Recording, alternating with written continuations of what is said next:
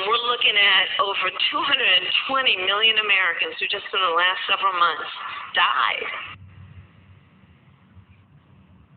And this is NASA and the Apollo logo. Here's Stanley Kubrick, and this is Neil Armstrong, the first man walk on the moon. There's a model of the lunar lander. There's Stanley Kubrick. Here you got NASA, astronauts, and Stanley Kubrick at the top of the set.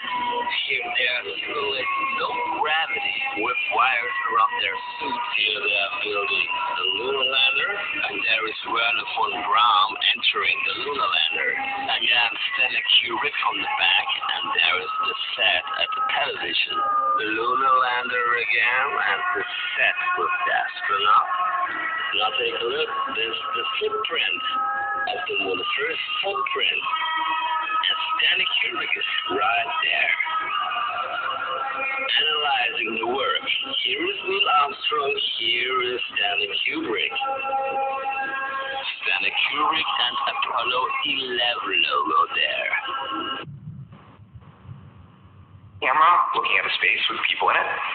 That's sort of like coming in from one eye. The other eye is the radio signals, so sonar from the Wi-Fi router, and they just learned to predict, like, this is where the human beings are. Then they took away the camera, so all the AI had was the language of radio signals bouncing around a room, and this is what they're able to reconstruct.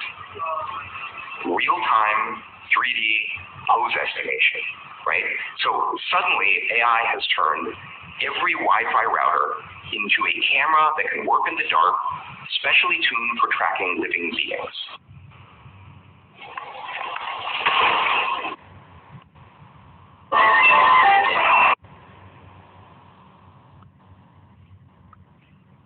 Pandemic was a test to see and to monitor their technology and see how good it works, and to put up all these directed energy weapons, so-called cell phone towers, everywhere, and to make sure that everybody had 5G and all these routers inside their house. At the bottom end of the radiation scale of what's called power density or signal strength. The reason I'm sitting here before you today is because there was a patient who had early SARS-2, and she was well enough to go home, which meant I, as the ER doctor, could prescribe something for her. She wasn't going to go upstairs. I prescribed hydroxychloroquine and zinc, and I think I gave her Zithromax as well, and I didn't think anything of it. I happened to call her 2 days later. She was doing great. It was my first one. I got a phone call that I was going to be fired if I ever did that again. And I was stunned. Who was the call from? The call is from it came from the CEO of the hospital, who told my medical director to call me. And I said, what's driving this? And he said, I don't think it works. I said, no problem. Don't prescribe it then. You practice as an individual, as do I. But why do you care what I'm practicing? I'm prescribing my patient. He said, well, you know, there's a big insurance company. It was Kaiser at this hospital. And Kaiser put their foot down and told the hospital not to prescribe hydroxychloroquine. Is the minimum level at which cell phones will work. Pine needles were found to age prematurely at 0.00027. At short-term exposures of 0.05, children aged 8 to 17 experienced headache, irritation, concentration difficulties, and behavioral problems. 1.0 produced sperm DNA fragmentation and a decrease in sperm viability in vitro. 4.0, changes in the hippocampus affecting brain memory and learning. And at 6.0, DNA damage in cells. So where are smart meters on this list?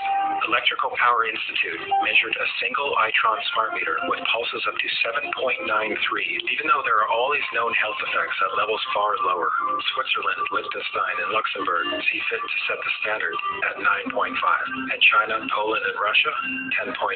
This is the same level at which behavior has been altered, producing reflexes of avoidance. A room of 12 smart meters in an apartment building tested at 19.8. This is hundreds of times higher than levels which clearly indicate harmful effects.